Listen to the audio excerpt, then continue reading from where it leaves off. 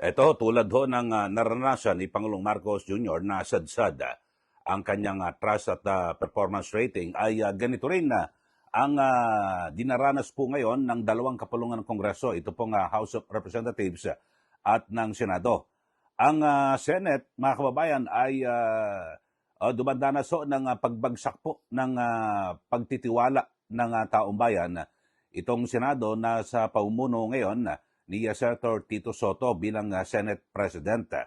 At base po sa survey ng ito hong ang pahayag 2025, lumilitaw na 3 lamang ho sa 10 na mga Pilipino ang tila may naniniwala dito po. So medyo malayo-layo ho ito, no? Ang sinasabi ho ng nasabing survey, mga kababayan, dito po sa pagtitiwala, 3 out of 10 or 31% at yung hindi naniniwala o nagtitiwala dito po sa Senado. At 4 naman po, no? O, isa sa 4 na mga Pilipino ang parang pabor o sang-ayon dito po sa Senado. So dito ho, mga kababayan, ay bagsak po, no? Ang tiwala ng taong bayan at dito po sa dalawang kapulungan Kongreso na kung saan ay bago na po yung mga namumuno. Ito pong si House Speaker Faustino D. At dyan po sa Senado ay ito pong si Senate President Tito Soto. Ito hong nationwide survey ay nagpapakita ho na kung saan ay talagang naapektuhan po sila, no, ng mga kontrobersiya na may kinalaman dito po sa, di ba, sa flood control project. At alam naman ho natin na diyan po sa Senado ay napakarami ho ng mga nangyari, lalo na po sa Senado, di po ba? Ang aking sa pananaw ho, talagang bababa po yung trust rating ng Senado dahil sa yung mga naunang paghawak po ng bagong namuno diyan po sa Senado na pinangunahan ni Senator Tito Soto, di po ba? Yung mga pag-iimbestiga po nila dito po sa flood control projects. O ito, panoorin ho natin, mga kababayan, at talagang, kung sa bagay, talagang bababa ho talaga, no?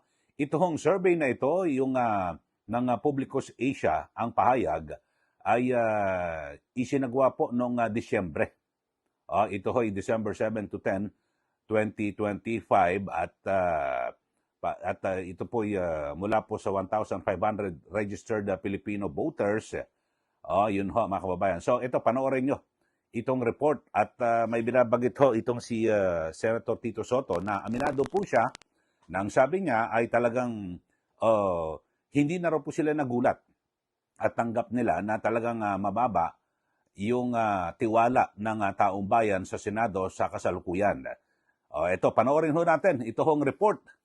At kaugnay ng bagsak sadsad ho na rating ng Senado sa ilalim po ng pamumuno ni Senate President Tito Soto. 3 lang sa bawat 10 Pilipino ang may tiwala sa Senado, habang isa naman sa kada 4 na Pinoy ang sang-ayon sa ginagawa ng mga senador. Yan ay batay sa resulta ng Pahayag 2025 End of the Year Survey. Isinagawa ang survey noong December 7 hanggang 10, 2025. Kasagsagan ng deliberasyon ng Senado sa 2026 National Budget. Ito ang kauna-unahang pagkakataon sa Senado na magkaroon ng transparency portal para sa budget ng gobyerno. Pero sa kabila ng nasabing mga hakbang, mababa pa rin ang tiwala ng taong bayan sa Senado. Aminado si Senate President Tito Soto na maaring nagkulang sila sa mga hakbang para maramdaman ng taong bayan ang ginagawa ng Senado na mabantayan at matiyak na mga gamit ng wasto ang kanilang buwis. Kasi hindi pa nila nararamdaman . Hindi pa nila nakikita, hindi na broadcast mabuti kung ano ang ginagawa ng Senado, kung anong klaseng proteksyon ang ginagawa ng Senado para sa pera nila, para sa kapakanan nila. Hindi pa nakikita ng mga kababayan natin yan . Kaya hindi nakakapagtaka na mababa ang approval or trust rating. Ayon kay Soto, kailangan pa nilang pag-igihan na maging open sa publiko at mailahad ang mga ginagawa nila ay para sa kapakanan ng taong bayan. Open na makita nila kung anong ginagawa at kung paano nakakarating sa kanila, sa benepisyo nila yung aming mga ginagawa na batas or kaya mga nagawa. sa budget para pakinabangan ng ating mga kababayan. That's the only way to do it. Hindi naman anya siya matitinag basta't ginagawa nito ang kanyang tungkulin na naaayon sa batas. Popular man o hindi, ang maging desisyon nila. Yan po ang report na kung saan ay bumagsak nga po yung tiwala ng taong bayan sa Senado. At ayon naman po kay Senator Tito Soto, normal daw ho yan at maaaring hindi pa raw ho nararamdaman yung kanilang trabaho. Pero kung babalikan ho natin, mga kababayan, yung mga pangyayari, di ba, pag-upo ni Senator Tito Soto bilang Senate President, ay nagkaroon na po kaagad yan ng kontrobersiya. Yung tatandaan nyo, yung kay Bryce Hernandez, yung engineer ng DPWH, sa kung saan ay nasa kustudiya po yan ng Senado. Di po ba? At hiniram po ng House of Representatives para dumalo doon sa kanilang pagdinig. Tapos, ang dapat ho ay ibabalik ho sa Senado kasi nasa kustudiya po nila yan eh. Pero di ba inamin mismo ni Senate President Tito Soto na tumawag sa kanya, ito pong si House Speaker Martin Romualdez, at sinasabi na baka pwede doon na lang sa House iditine itong si Bryce Hernandez. So, pero ang ginawa ho ay hindi na nagkonsulta ito pong si Tito Soto sa kanyang kasamahan sa Senado, at ang ginawa ay dinala po sa Camp Crame. Natatandaan nyo, di ba, nangyari yan. Tapos nagkagulo at, di ba, nagalit po yung bagong minorya sa pangunguna ni Senate Minority Leader Alan Peter Cayetano kasi dapat kung magbabago ho ng detention facility at kung saan ididetine ito pong si Bryce Hernandez, dapat po ay ikinonsulta mismo sa mga senador. Kasi kung galing po sa Senado at nasa kustudiya, dapat doon ho ibabalik ito pong si Bryce Hernandez. Pero ang nangyari ay nagdesisyon ng sarili ito pong si Senator Soto at doon po dinala. So inamin niya ho yan na tumawag kasi si Speaker Romualdez, kaya nga naging ambansagu sa kanya ngayon noon naku, boss mo ba si Romualdez? Yung mga ganon-ganon. At bagamat nagkaroon na rin po ng kalinawan yan at ibinalik po sa Senado ito pong si Bryce Hernandez, tapos dinala sa Pasay City Jail, di ba? Ayun ho. So yun po ang isa sa unang putok na issue sa liderato ni Senator Tito Soto. Tapos pangalawa ho niyan, 'di ba, ay nagpalit po ng chairman ng Senate Blue Ribbon Committee at na kung saan ay naitalaga ito pong si Senate President pro tempore Ping Lacson at 'di ba pinalitan niya po ito pong si Senator Rodante Marcoleta. So yun po at yung takbo ng pagdinig marami po nakakapansin ng publiko na parang yung iba ho yung tumbok, no? At parang naabsuelto o nalilihis at hindi po nabibigyan ng pansin ito pong si Romualdez na kung saan ay at iba pang mga kongresista na tinutukoy na siyang pangunahing sangkot dito po sa flood control scam na ito. So yun po ang ligasyon. Tapos ay dumating pa sa punto na, di ba, nag-resign na ito pong si Ping Lacson bilang Senate Blue Ribbon Committee. Tapos ay bigla naman bumalik.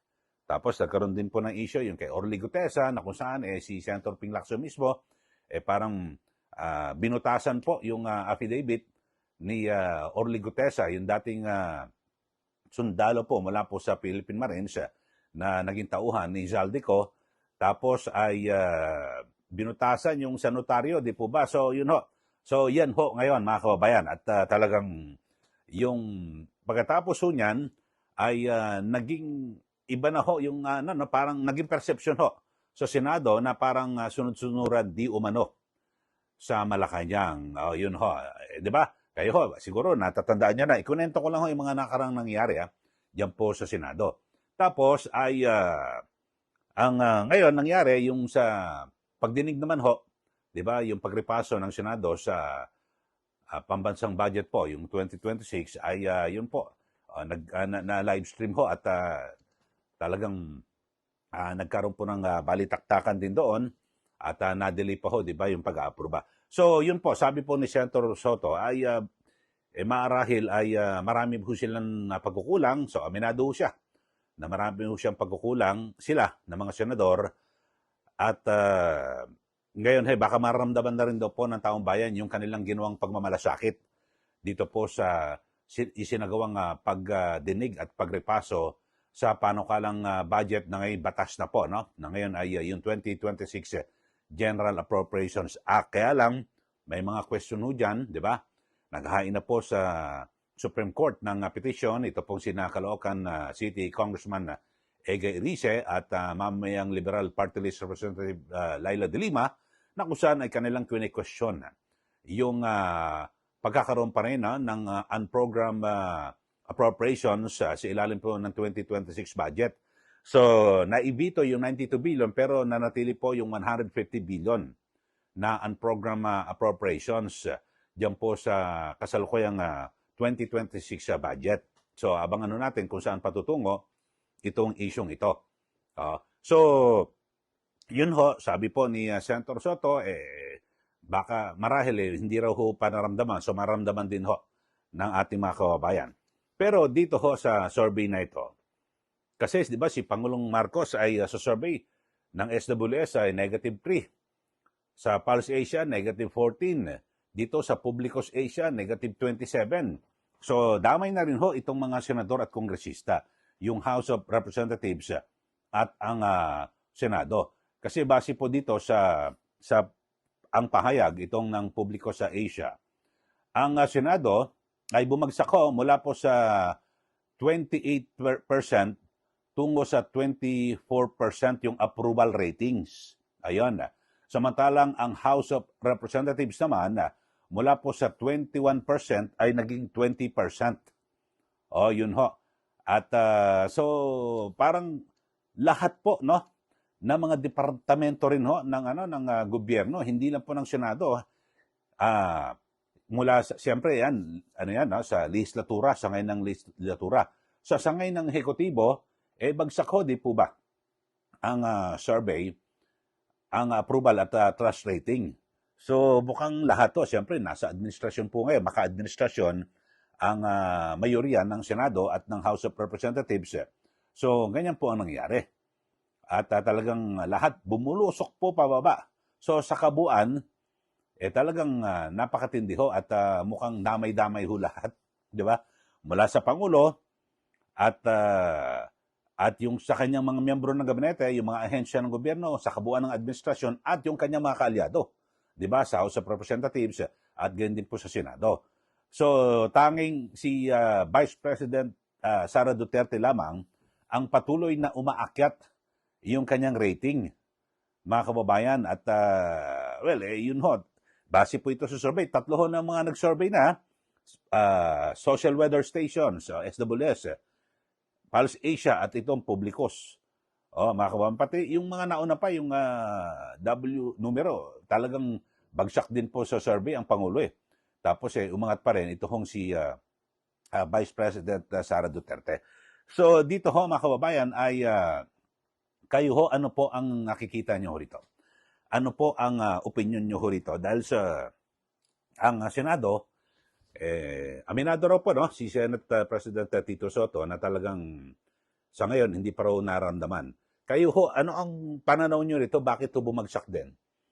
Kasi sa ehekutibo, di po ba, yun, ang Pangulo, tapos yung kanyang mga gabinete, bagsak po sa rating, yung approval ratings, at dito naman po sa panig po, sangay ng legislatura, kasi ihiwalay po yan 3 sangay ng gobyerno sa atin, ehekutibo, legislatura at hudikatura.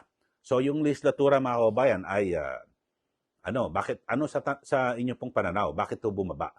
At lalo na po sa Senado, na kung saan ay pinamumunuan ni Senate President Tito Soto.